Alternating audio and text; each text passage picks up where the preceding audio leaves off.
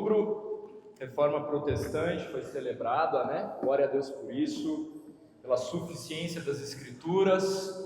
Essa igreja se apoia só na Escritura, somente a Bíblia mesmo, é nosso alicerce.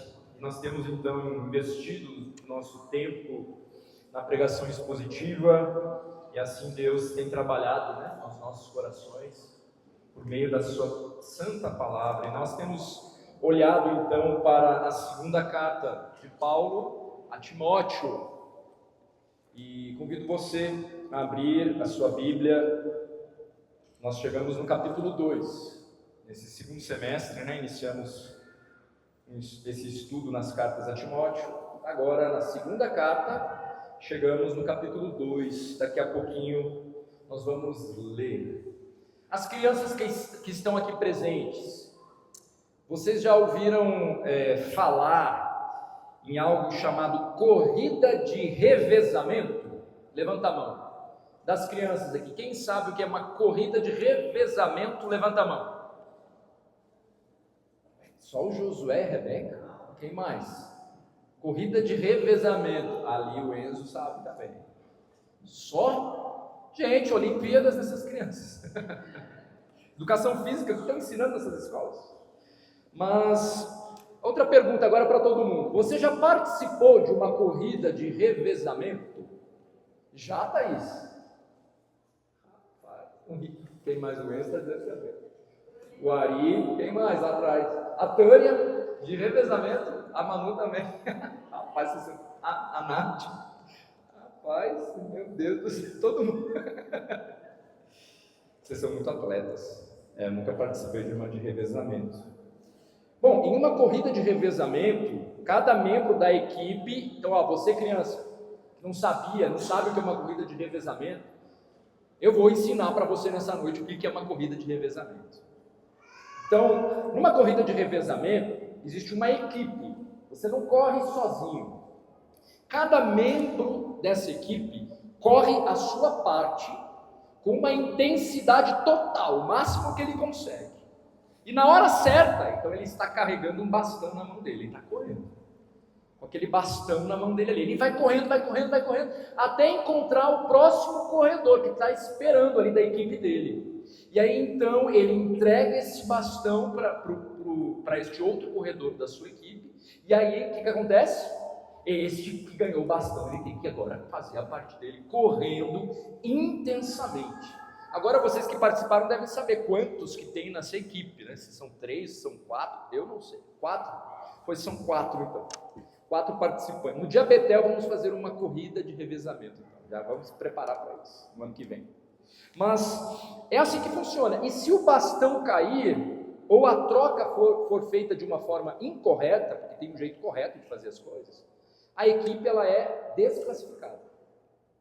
Então, o texto que nós vamos ler agora, ele nos lembra muito dessa ideia aqui. E aí, crianças, prestem atenção, porque esse texto que nós vamos ler vai nos lembrar de uma corrida de revezamento. Então, os 2 versículos do capítulo 2, segunda carta a Timóteo 2, acompanhe a leitura, então, apenas desses 2 versículos aqui. Paulo está falando com Timóteo, né? Escrevendo para Timóteo, ele diz assim: Tu, pois, filho meu, fortifica-te na graça que está em Cristo Jesus. E o que de minha parte ouviste através de muitas testemunhas, isso mesmo transmite a homens fiéis e também idôneos para instruir a outros. Depois as crianças vão dizer se elas entenderam onde é que está a corrida de revezamento aqui nesses 2 versículos. Em 2 Timóteo 2:1-2, meus irmãos, Paulo e Timóteo, eles fazem parte da mesma equipe. Eles estão na mesma corrida. Então Paulo, ele já correu intensamente, e agora ele se prepara para passar o bastão para Timóteo, que é o irmão da sua equipe ali. Para que Timóteo faça o quê? Para que ele continue a corrida com fidelidade, transmitindo o evangelho a outros que por sua vez farão o mesmo. Então aqui Paulo ele mostra que essa corrida ela tem 2 dimensões essenciais. Primeiro, o cuidado pessoal. um crescimento constante na graça. E depois, o investimento intencional em outros, uma vida de discipulado que gera novos corredores, novos atletas.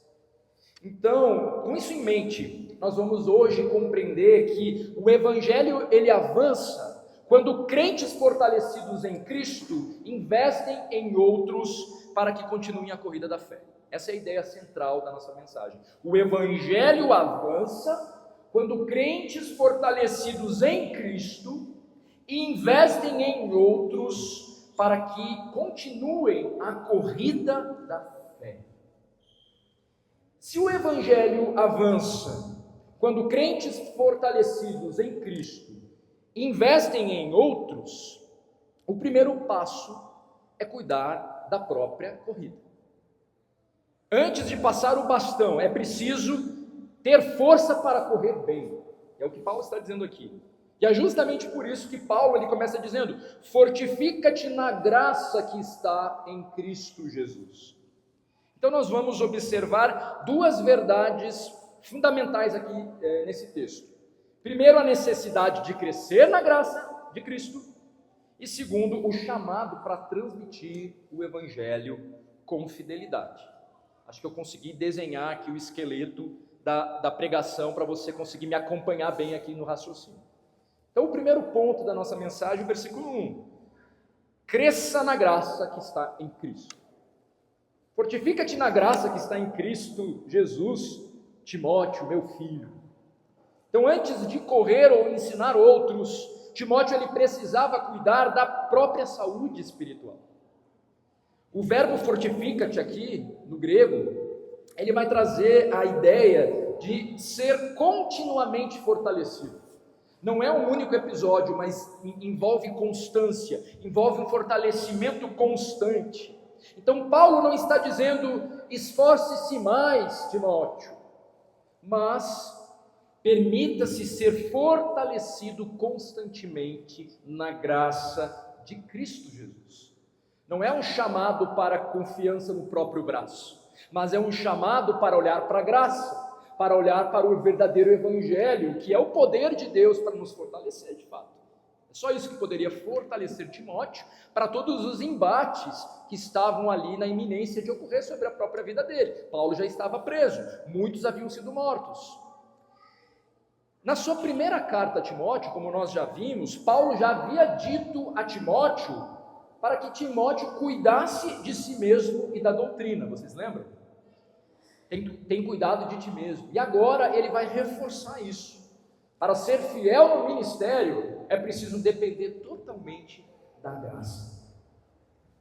Para ser fiel no ministério, é preciso depender totalmente da graça. Acho que faltou isso aqui. Então, o que significa na prática ser fortalecido na graça? O que significa? Se ele está mandando Timóteo fortalecer-se, o que significa na prática ser fortalecido? Aqui significa viver em dependência constante do Senhor, permitindo que a graça que um dia nos salvou, ela continue nos sustentando e moldando. Então a graça não é apenas o ponto de partida da vida cristã. Nós celebramos essa graça aqui, olhando para a grande salvação do Senhor Jesus na Santa Ceia. Mas a graça não é só o ponto de partida, não é apenas, ela é o combustível que nos mantém firmes nas dificuldades, nas tentações e nas lutas do ministério, seja ele qual for. Porque devemos encarar inclusive a maternidade e a paternidade como um ministério nos dado ao Senhor. Um serviço que foi entregue ao Senhor. É claro que aqui, para Timóteo, envolve especialmente o pregar, né? Ele é um pastor que Paulo quer fortalecê-lo nesta corrida pelo resgate ou pela preservação da sã doutrina. Mas isso se dá nas outras esferas, nos outros contextos em que Deus tem nos colocado cada um de nós. Então, para Timóteo, fortificar-se na graça significava coragem para enfrentar a oposição, para superar o que fica implícito nas duas cartas, a sua timidez, e para que ele perseverasse, mesmo diante do sofrimento. Então isso Timóteo, fortifica-te na graça, tinha este peso, tinha esse intuito.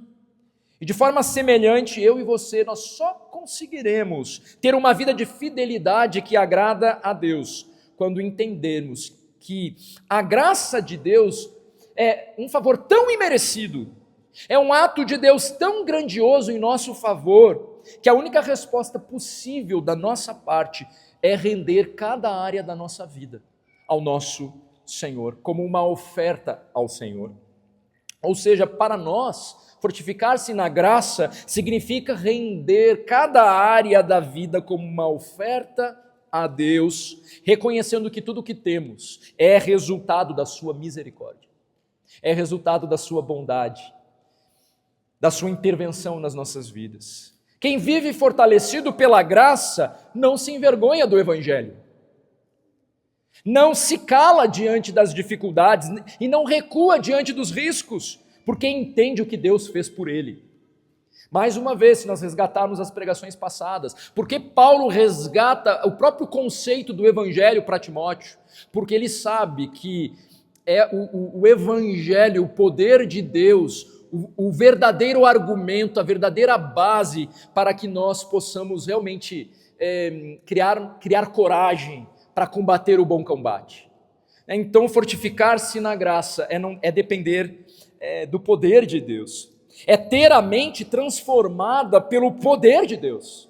Nós vimos no devocional hoje pela manhã, como que o Senhor deseja transformar a nossa mente. Se você não assistiu, tinham poucas pessoas aqui, assista o devocional em Filipenses hoje, nos convocando a estarmos tendo a mente renovada. Fortificar-se na graça é necessariamente ter mente transformada pelo poder de Deus.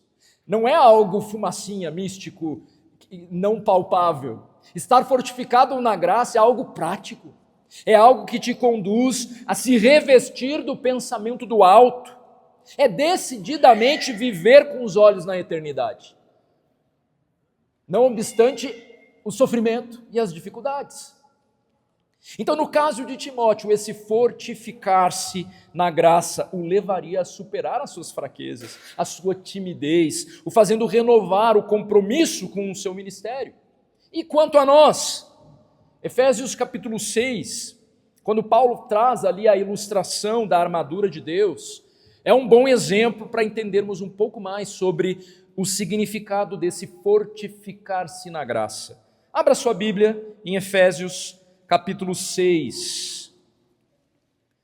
Efésios 6, nós vamos ler a partir do versículo 10. Diz assim, Efésios 6, a partir do verso 10. Quanto ao mais, sede fortalecidos no Senhor e na força do seu poder. Revesti-vos de toda a armadura de Deus para poderdes ficar firmes contra as ciladas do diabo. Porque a nossa luta não é contra o sangue e a carne, e sim contra os principados e potestades, contra os dominadores deste mundo tenebroso, contra as forças espirituais do mal nas regiões celestes. Portanto, tomai toda a armadura de Deus, para que possais resistir no dia mau, e depois de terdes vencido tudo, permanecer inabaláveis. Estai, pois, firmes, cingindo-vos com a verdade e vestindo-vos da couraça da justiça. Calçai os pés com a preparação do evangelho da paz, embraçando sempre o escudo da fé, com o qual podereis apagar todos os dardos inflamados do maligno. Tomai também o capacete da salvação e a espada do Espírito, que é a palavra de Deus, com toda oração e súplica, orando em todo o tempo no Espírito, e para isto vigiando com toda perseverança e súplica por todos os santos. Esta é a graça que está em Cristo Jesus, uma graça que nos conduz a uma atitude piedosa, de levar o Evangelho ao perdido, de fato fazer discípulos de Cristo, ensinando tudo o que eles devem guardar. Na grande comissão, em Mateus 28, 18 a 20, nós vemos Jesus aproximando-se, ele diz o quê? toda a autoridade me foi dada no céu e na terra, ide, portanto, e aqui eu quero destacar, fazei discípulos de todas as nações, batizando-os em nome do Pai, do Filho e do Espírito Santo, ensinando-os a guardar todas as coisas que vos tenho ordenado. Eis que estou convosco todos os dias até a consumação do século. Fazendo discípulos, ensinando a guardar todas as coisas. Paulo parece estar ecoando aqui para Timóteo a própria ordem do Senhor Jesus Cristo.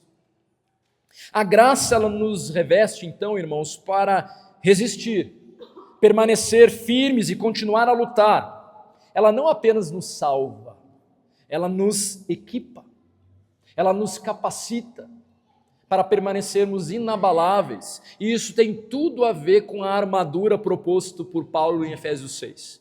Porque ali é o próprio revestimento do Senhor Jesus Cristo, do qual nós, quando estamos em Cristo, somos capacitados. Então é Deus agindo em nós, mas ao mesmo tempo parece que Deus espera uma atitude da nossa parte, de total dependência, porque tudo que Ele pede ali tem a ver com Ele, com o que vem do Espírito, com o que vem da palavra, mas ao mesmo tempo tem esse conceito onde nós estamos dando passos de obediência, de fé, nos fortificando na graça. Fortificar-se na graça, então, tem a ver com essa dinâmica de andar em direção a uma vida piedosa. Não é uma ideia abstrata. Fortifica-te na graça significa abandonar este mundo, significa se arrepender e deixar que a cosmovisão cristã realmente transforme a sua mente, a palavra de Deus transforme o seu coração. Esta é a graça que está em Cristo Jesus, uma graça que produz vida piedosa, coragem no testemunho e fidelidade na missão.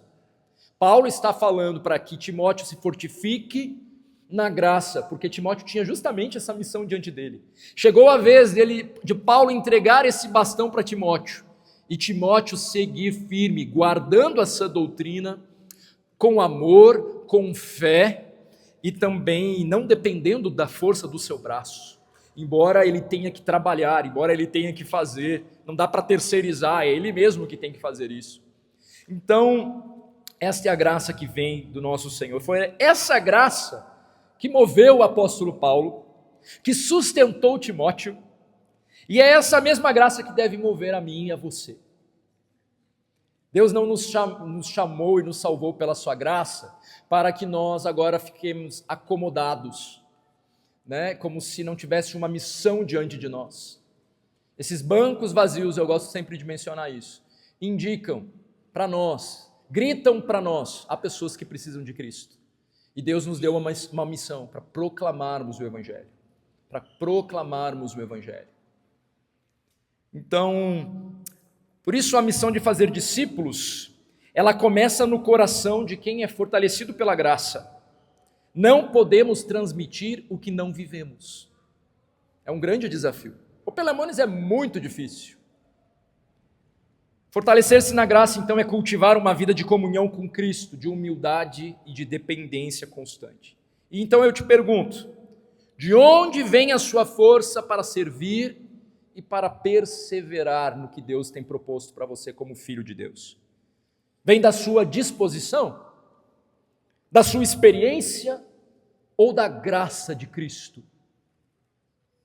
Afinal, como diz o profeta Jeremias, em um texto bastante forte, Jeremias 17:5, maldito é o homem que confia no homem, que faz da humanidade mortal a sua força, mas cujo coração se afasta do Senhor.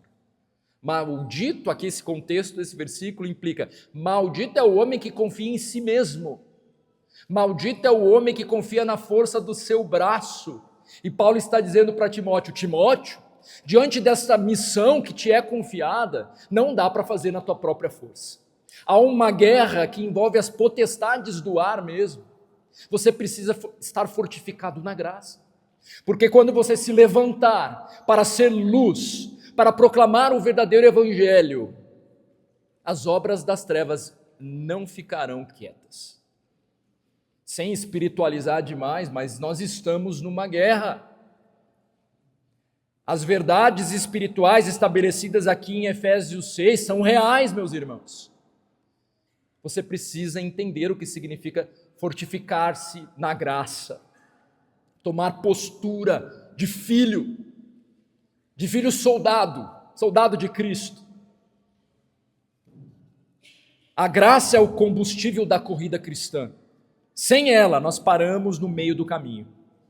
Mas quando nós somos fortalecidos em Cristo, então nós corremos até o fim. Paulo mesmo vai falar: combati o bom combate, completei a carreira. Na própria força? Não. Ele mesmo orou 3 vezes pedindo para que o Senhor o livrasse do espinho ali, que ninguém sabe o que é, e não adianta ficar tentando especular sobre o que era. Mas o Senhor olha para Paulo e diz: a minha graça te basta. Fortifica-te na minha graça, Paulo. Eu preciso ser suficiente para você, independente das circunstâncias. E aí Paulo parece que entendeu o recado, porque ele permaneceu firme até o fim. E aqui nós já falamos, ele está na sua última prisão. Ele será decapitado, como a história conta. Vão arrancar a cabeça de Paulo. Glória a Deus pela vida desse homem, que nos serve de modelo, não como algo utópico, mas o mesmo Espírito que habitava em Paulo é o Espírito que habita em nós. O mesmo Espírito, né, que permitiu inclusive ali que Cristo, a Trindade, né, como um todo, ressuscitasse ao 3º dia. Esse mesmo poder nos está disponível para viver uma vida fortificada na graça, uma vida com revestimento da armadura, uma vida que glorifica a Deus. Então, quando somos fortalecidos em Cristo, corremos até o fim. Está cansado? Está sobrecarregado? Está difícil a caminhada? Cuidado, muito provavelmente você está confiando na força do teu próprio braço. E não dá, você não vai conseguir correr por muito tempo. Você pode até estar preparado, se preparou para uma corrida de 100 metros para vencer, mas é uma maratona, vai até o último dia da sua vida. Você precisa de Cristo, usar as ferramentas que Deus deu. E aí, passar o bastão com fidelidade. E aí é uma convocação a pensar novamente em legado, não é? Os nossos idosos que estão aqui, é claro que a missão não acabou. A gente estava na sexta-feira com a maturidade Betel, né? E que bênção ver os irmãos cantando, que bênção podermos estar ali em comunhão. A missão deles não acabou e ainda os exortei sobre: vocês são os principais responsáveis por alcançar a geração de vocês. Ainda não acabou, mas é claro que naturalmente as debilidades físicas, o cansaço da idade vai chegando, isso é normal. E aí, quem assumirá? Quem será, né, o pastor desta igreja daqui 30 anos, daqui 20 anos? Nós precisamos deixar, talvez ele esteja sentado aqui, ó, do seu lado aí, cotoquinho. Que assim seja, que essa igreja entenda a missão de passar o bastão com fidelidade. E aí, se a gente for estender para cada líder de ministério aqui dessa igreja, a ideia de formar novos líderes, mas não precisa estar num cargo de liderança. Esta missão, nesta corrida de revezamento, não tem, você é cristão, você entrou nela. Você é cristão, você está engajado nela. E aí nós chegamos no segundo ponto dessa mensagem, que está no versículo 2. Primeiro, então, ele fala sobre um cuidado pessoal. Fortifica-te na graça. Na tua própria força não vai dar. E agora, então, no versículo 2, o ponto 2 é que Paulo começa a falar: e transmita o evangelho com fidelidade, formando discípulos que formarão outros. Então agora é um discipulado intencional. Você primeiro fortifica-se, está fortalecido, com uma fé vibrante, firmada no poder de Deus, não guiado na tua própria força, não na carne, mas guiado no Espírito Santo, cheio do fruto do Espírito. E aí então agora você dá mais um passo e transmite a outro o que você também recebeu. E o que da minha parte ouviste, verso 2, através de muitas testemunhas, isso mesmo, transmite a homens fiéis e também idôneos para instruir a outros. Irmãos, o discipulado bíblico não cria novas ideias. Ele preserva a verdade recebida. Como um corredor, então, não inventa uma nova rota, o percurso já está estabelecido, ele não pode criar um atalho, uma nova rota, ele vai ser desclassificado. Ele segue a pista marcada. Também o discípulo fiel, ele segue a trilha do evangelho original.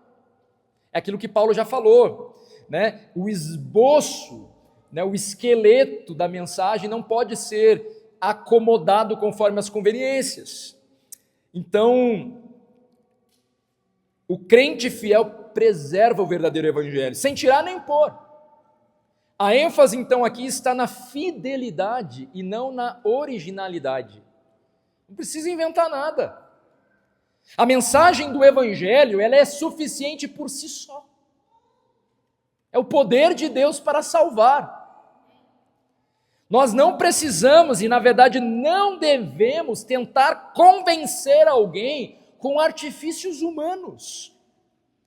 Paulo, inclusive, ao escrever aos Coríntios, ele deixou essa ideia muito clara. Abra sua Bíblia aí, na primeira carta aos Coríntios, no capítulo 2. 1 aos Coríntios, capítulo 2. Verso 1 a 5. Diz assim: Eu, irmãos, quando fui ter convosco, anunciando-vos o testemunho de Deus, não o fiz com ostentação de linguagem ou de sabedoria, porque decidi nada saber entre vós, senão a Jesus Cristo e este crucificado. E foi em fraqueza, temor e grande tremor que eu estive entre vós. A minha palavra e a minha pregação não consistiram em linguagem persuasiva de sabedoria, mas em demonstração do Espírito e de poder, para que a vossa fé não se apoiasse em sabedoria humana, e sim no poder de Deus. Nós temos que simplesmente pregar o Evangelho, transmitir esta verdade, não só o Evangelho, mas em toda a verdade, a completude da palavra, que tem como base o próprio Evangelho, como cerne de tudo, né? Então, nós não precisamos inventar nada. E Paulo, mais uma vez, está exortando: olha, transmite o que da minha parte ouviste. Isso traz tranquilidade para todos nós. Ninguém precisa inventar nada. Você já entendeu o Evangelho. Então, e eu estou enfatizando isso novamente, porque a pergunta que não quer calar: quantas pessoas você evangelizou na semana que passou? Porque semana passada nós fomos exortados a orarmos para que o Senhor nos dê a oportunidade de proclamarmos o verdadeiro Evangelho. E o que está te impedindo de proclamar o verdadeiro Evangelho? É medo? É vergonha? É achar que você não é capaz? Pois se você já entendeu o verdadeiro Evangelho, você não deveria se calar. Se você já entendeu a gravidade de alguém morrer sem Cristo, nós não podemos nos calar. Porque as nossas lágrimas depois não vão mudar nada. É claro, Deus é soberano sobre a salvação, mas nós não podemos negligenciar o que Ele nos deu. Então, não artifícios humanos, mas fazer que nem Paulo. E olha, Paulo era um homem erudito. Paulo poderia ter aqui debatido com esses homens, sem ficar abaixo deles. Mas ele não quis sustentá-los na soberba do conhecimento. Ele quis falar do Evangelho, que é loucura para os que perecem. Paulo se apegou a Cristo, e não um Cristo glorioso, mas o Cristo que morreu numa cruz. Maldito é aquele que é morto, né, que é pregado no madeiro. Paulo se gloriou deste Cristo, e que ressuscitou ao terceiro dia. Então, nós temos transmitido o Evangelho como ele é, sem acréscimos, nem omissões? Mais uma vez fica essa pergunta para nós, pois foi o que Paulo fez com Timóteo na prática, e agora ele o convoca a levar adiante uma dinâmica de cuidado que será útil na preservação da sã doutrina. Então, não se trata apenas de preservar a verdade, guarda ela aí bonitinha. Esse guardar não é, ai que bom, fui salvo, Ai, coisa boa, agora eu posso ficar aqui com os meus irmãos, coisa boa, que quentinho, e aí está bem guardada aqui a verdade. Que bom que nós não nos contaminamos com este mundo de trevas, esse mundo perverso. Irmãos, este guardar tem a ver com preservar a verdade enquanto se proclama esta verdade com ousadia, com intrepidez, em obediência ao Espírito Santo de Deus, às ordens dadas pelo Espírito Santo de Deus, mesmo sofrendo a pena. Então, não se trata apenas de preservar a verdade, mas de passá-la adiante. Não só quando evangelizamos, mas aqui no contexto, discipulando, capacitando outros, para que eles tenham esta mesma pegada, para que eles não negociem a verdade, para que eles também se levantem com coragem, porque eu e você vamos passar. E aí então esses nossos pequenos que oramos, porque não é automático, viu, crianças? Não é porque o papai e a mamãe trouxeram vocês hoje aqui na igreja que vocês estão salvos automaticamente. Você precisa aceitar Jesus como teu Senhor e como teu Salvador. E nós temos orado para que isso ocorra na sua vida, para que você se arrependa dos seus pecados e venha reconhecer que Jesus Cristo é o Senhor da sua vida. Nós temos orado como igreja e com certeza o seu pai e a sua mãe são os principais responsáveis para falar um pouco mais sobre esse verdadeiro evangelho. Quem sabe não será esta noite que vocês vão ter uma conversa muito séria com teu papai e com a tua mamãe a respeito do evangelho e da salvação. E nós fazemos isso, igreja, por quê? Porque cremos que Deus há de levantar entre nós homens e mulheres nessa nova geração que vão se posicionar, porque os tempos são sombrios e não é de hoje, mas vão se posicionar com clareza, com lucidez mental diante do verdadeiro evangelho. Agora, para isso, eu e você precisamos estar fortificados na graça, com os olhos na eternidade, firmados nessa palavra, servindo de modelo. É muito importante as crianças aqui no culto. Elas estão aprendendo sim agora, nesse exato momento, pela simples observação. Nós estamos ensinando as nossas crianças reverência ao Senhor Jesus Cristo. Nós estamos ensinando o valor da palavra. No momento que todos nós paramos tudo para ouvir essa santa palavra, nós estamos ensinando, elas estão aprendendo, que nós possamos ser fiéis até o fim, irmãos, perseverando no verdadeiro evangelho, para que daqui saiam homens e mulheres, que quando nós formos embora, e isso pode acontecer a qualquer momento, eu mesmo não estava no hospital esses dias, graças a Deus não tem mais nenhuma sequela, mas poderia ter sido, mas ninguém morre de véspera, não é? Mas e aí? Eu tenho preparado como pastor uma liderança qualificada para esta igreja? Pois esse é o meu dever. Que o Senhor me capacite para isso, para ter esse entendimento que Paulo está tentando inculcar aqui em Timóteo. Precisamos fortalecer. E aí cada um nessa corrida de revezamento, fazendo a sua parte.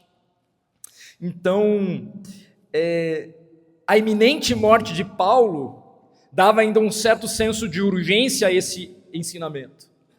Timóteo, ele deveria tomar providências para levar a verdade intacta até a geração seguinte. Ele deveria tomar uma decisão ali, ou você vai temer, Timóteo, vai sair correndo como muitos e me abandonar, ou chegou a hora de você entender que há um preço a ser pago. Então eu espero que você imite a minha conduta. Pega aqui o bastão, vem participar dos meus sofrimentos. Olha, ser esse guardião dessa doutrina, fale com intrepidez, ensine outros homens. Então Paulo reforça essa dinâmica. Isso mesmo transmite a homens fiéis, que sejam idôneos. Com qual objetivo, irmãos? Para ensinarem outros ainda. Nunca é um fim só para nós mesmos. Sempre tem a ver com essa dinâmica do legado. E graças ao bom Deus, missionários no passado entenderam isso, né? E foi deixando esse legado a cada dia, até chegar o evangelho até nós. Então, Paulo vai reforçar essa dinâmica aqui. O discipulado cristão, ele é multiplicador. Paulo, Timóteo, homens fiéis e outros homens. E aqui está a corrida de revezamento, crianças. Paulo passa o bastão para Timóteo. Timóteo passa o bastão para homens fiéis. e os homens fiéis deveriam passar o bastão para outros. E isso foi acontecendo no decorrer da história. E cada um de nós aqui tem o dever de passar o bastão para outros, discipulando, cuidando. Essa não é uma tarefa exclusivamente pastoral, é um dever de todos nós. Estarmos preparados para proclamar o verdadeiro evangelho e obedecer o ide do Senhor de Mateus 28. E de fazer discípulos de Cristo, ensinando a guardar. A guardar o quê? Tudo o que foi ensinado. E nós temos completinho o que Deus quis nos dar. E aí precisamos nos debruçar sobre esse livro, precisamos aproveitar todas as oportunidades de ensino para aprender mais, porque você tem uma responsabilidade de instruir outros, de fazer discípulos, e é claro e é evidente que este, quando olhar para você, à medida em que ele vê coerência entre o que você prega e o que você faz, tendo uma vida irrepreensível, que quando erra pede perdão, né? Isso é ser irrepreensível, não é que alguém nunca erra, este será edificado. Esse terá como modelo o que significa caminhar a proposta que Deus tem. Então a ênfase está nessa preservação da mensagem, e aí é importante destacar aqui, e não num tipo de autoridade de homem, em cima do homem. Ou seja, o que deve ser transmitido é a verdadeira mensagem. O valor está na verdade, na mensagem, e não no indivíduo, embora esses homens precisam ser fiéis e idôneos. Então isso aqui é só para a gente descartar qualquer ideia, né, de que existem homens especiais que são incumbidos por Deus para que eles sejam os portadores da verdade, enquanto outros observam. O chamado é para todos nós. O chamado é para todos. Então, Paulo não está formando uma elite espiritual. Ele não deseja, olha Timóteo, embora ele está separando, ó Timóteo, não gasta tempo, não joga as tuas pérolas para os porcos. Olhe e veja, onde estão os homens fiéis? Onde estão os homens dignos de confiança? Então você vai ensiná-los, que eles não podem negligenciar a verdade, que eles não podem distorcer a doutrina, a sã doutrina, que eles precisam ter coragem, estar preparados para o sofrimento. Escolhe estes. Chama para perto. Agora discipula esses homens, porque vai chegar o dia, Timóteo, que você também vai morrer. Você também vai passar. E aí, tem que ter alguém ali para o teu lugar. Tem que ter alguém ali. Então, Paulo não está formando uma elite espiritual, mas ele está ensinando que a verdade deve ser confiada a pessoas transformadas por ela, para que elas continuem transmitindo fielmente. Então assim Paulo aponta para o tipo de homem com o qual Timóteo ele deveria investir o seu tempo de forma intencional. Transmite a homens fiéis e também idôneos, que traz que ideia aqui? Homens qualificados para instruir a outros. Então ele não fala apenas sobre o que deve ser transmitido, e sim quem deve transmiti-lo. É importante também. Timóteo deveria investir em homens fiéis e idôneos, fiéis em caráter, idôneos na capacidade de ensinar, para que a sã doutrina fosse preservada. Então, se discipulado tem a ver com um investimento intencional, com o propósito de gerar discípulos capazes de reproduzir um tipo de espiritualidade que agrada a Deus, é lógico que a fidelidade e a idoneidade são critérios centrais. Não basta um talento ou carisma, é necessário estar verdadeiramente em Cristo, tendo uma vida irrepreensível, com um caráter provado e aprovado. Isso vale para líderes, professores, discipuladores, pais e mães.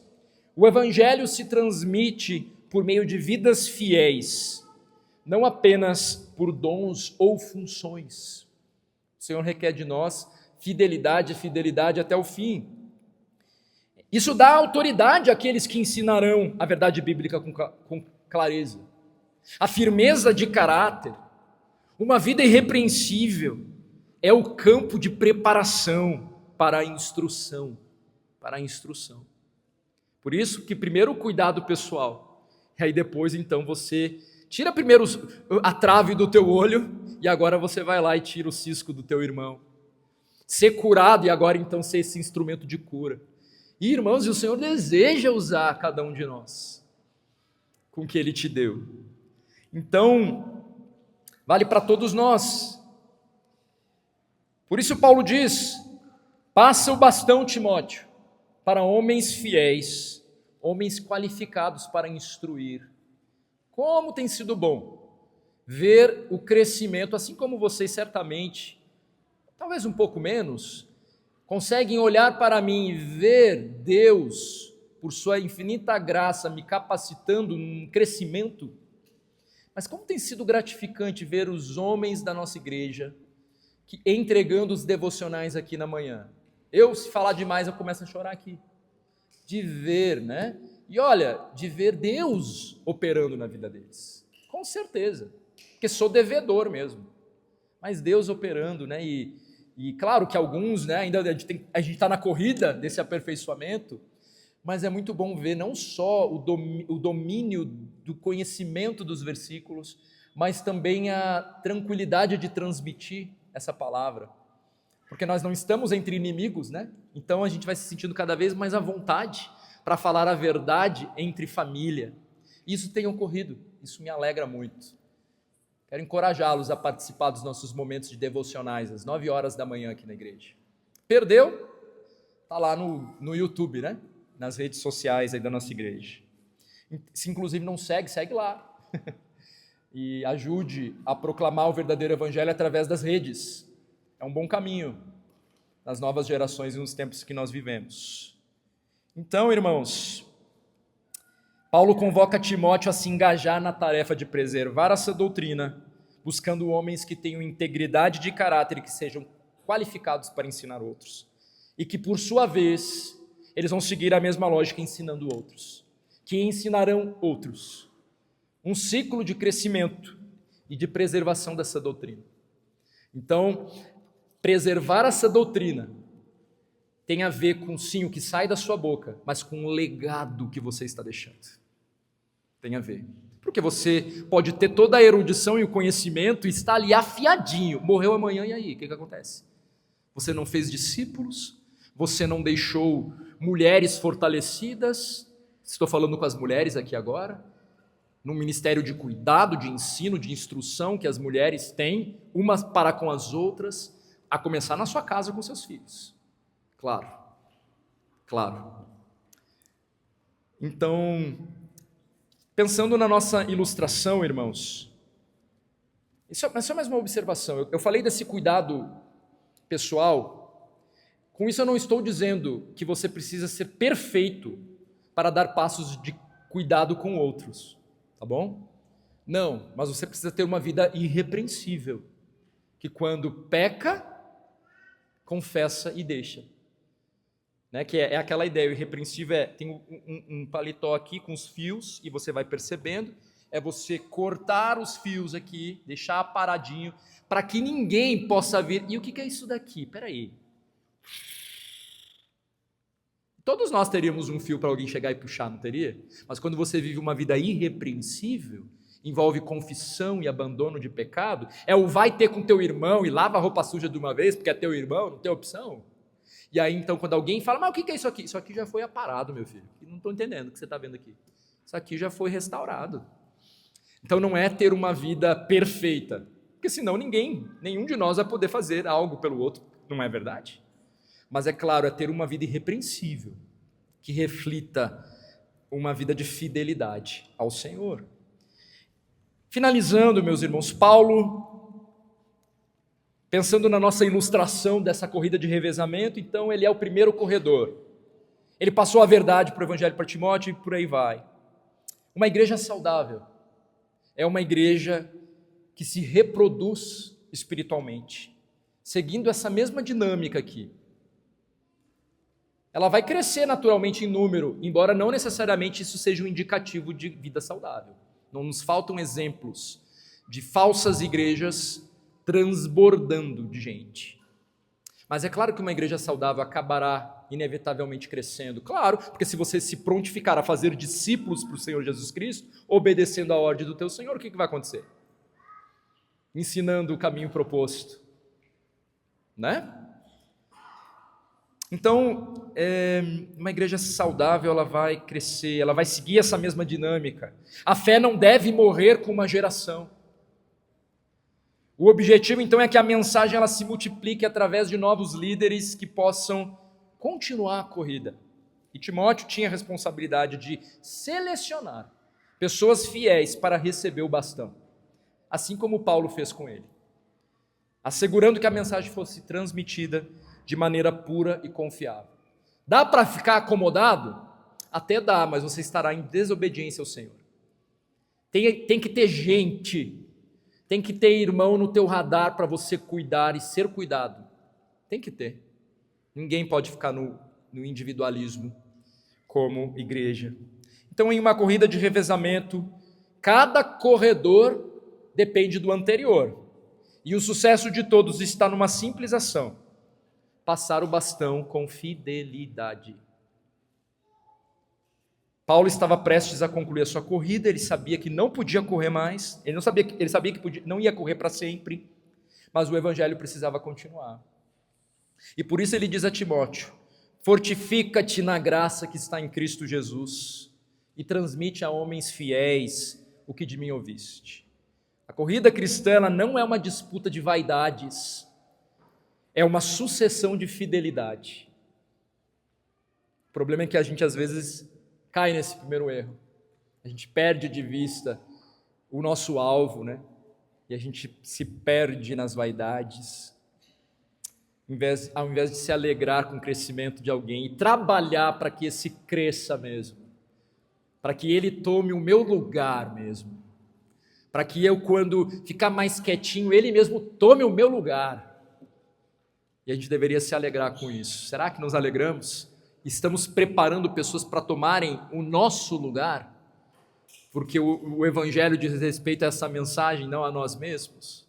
Porque não podem se passar 30 e 40 anos e a gente não deixar um legado eficaz para a nova geração aqui dessa igreja. Não é, meus irmãos? Vamos nos comprometer a não deixar passar. Agora chegou a nossa vez, quem está com o bastão nas mãos somos nós. E aí a gente tem que fazer isso com fidelidade, para quando a nossa hora chegar. Então precisamos correr bem a nossa parte, crescendo na graça de Cristo. Não há discipulado sem fortalecimento pessoal. E segundo, nós precisamos passar o bastão com intenção. Não vai acontecer isso por acaso, tem que ser intencional. Tem que entrar nessa dinâmica de discipulado, de cuidado, de amor, de compartilhar a palavra de forma intencional, formando outros que também corram com fidelidade, não com as suas próprias ideias, mas com o mesmo evangelho que você recebeu. Então, irmãos, a fé que chegou até nós veio pela mão de homens e mulheres fiéis que não deixaram esse bastão cair e agora ele está nas nossas mãos. E a pergunta é: o que nós faremos com ele? Vamos guardá-los só para nós ou vamos correr para passá-los a outros? Então a minha oração é que o Senhor nos fortaleça na graça e nos torne uma igreja que corre bem, que passa o bastão, que forma discípulos, que corre até o fim, até que Cristo volte. Então a graça me faz correr bem, a fidelidade me faz passar o bastão. Então graça nos faz dar vitalidade para correr, fidelidade implica em largar o osso, né? Para que outros assumam aquilo, a missão que talvez eu e você, muito em breve, já não vamos conseguir com a mesma força, com a mesma vitalidade.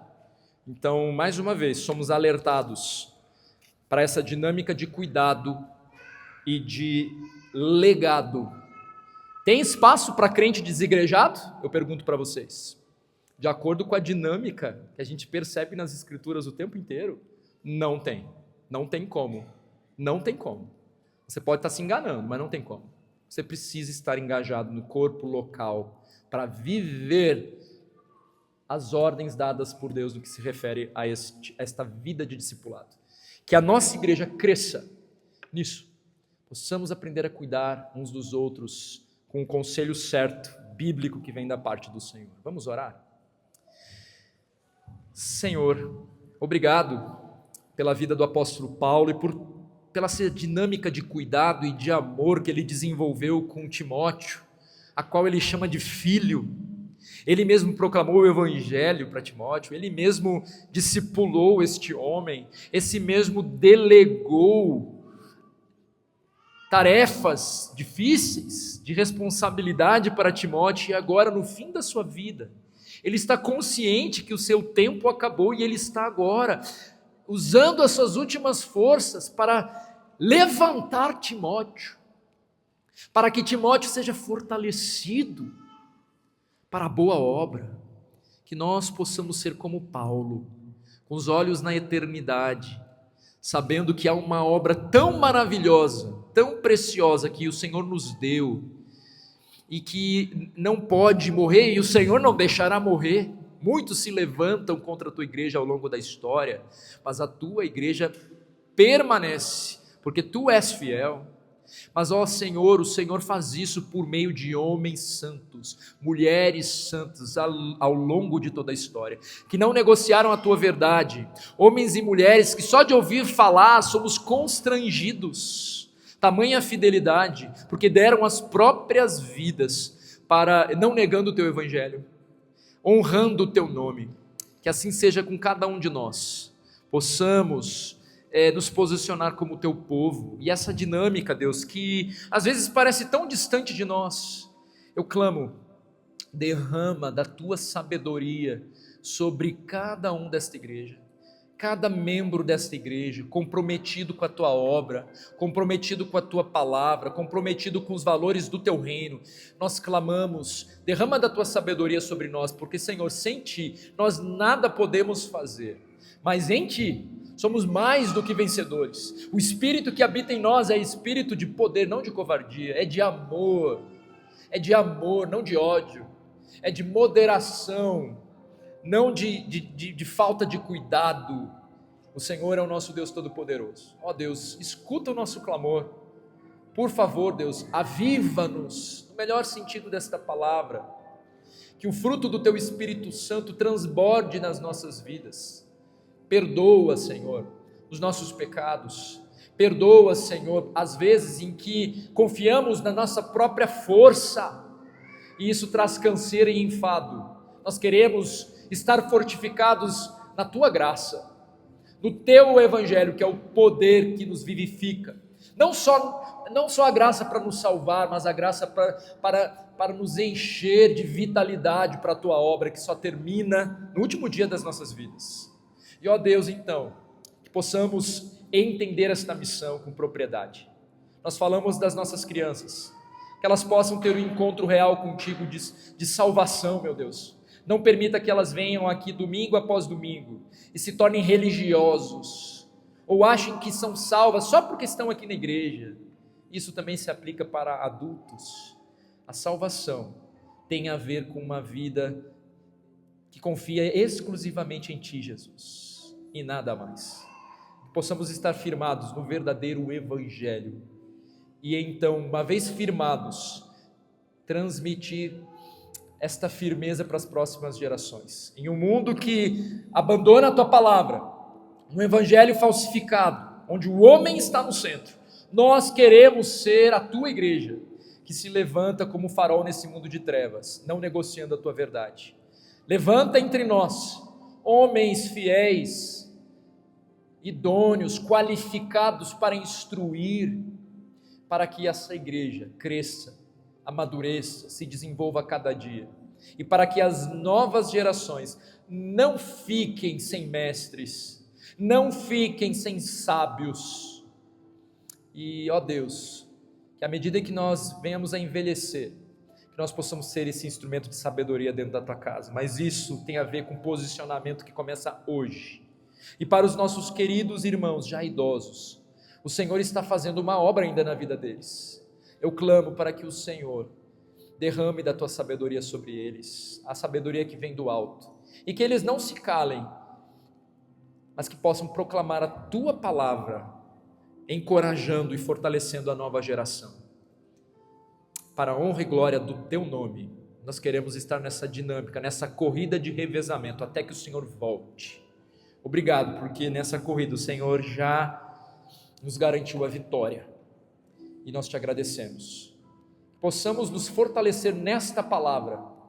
É isso que precisávamos nessa noite, destas verdades expressas nesses 2 versículos.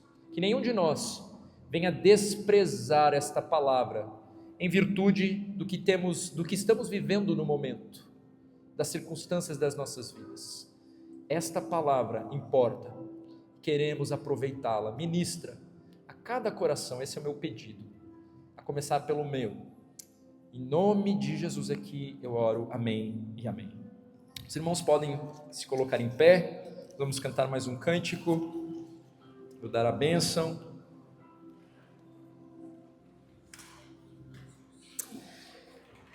Que a graça do Senhor Jesus, o amor de Deus o Pai,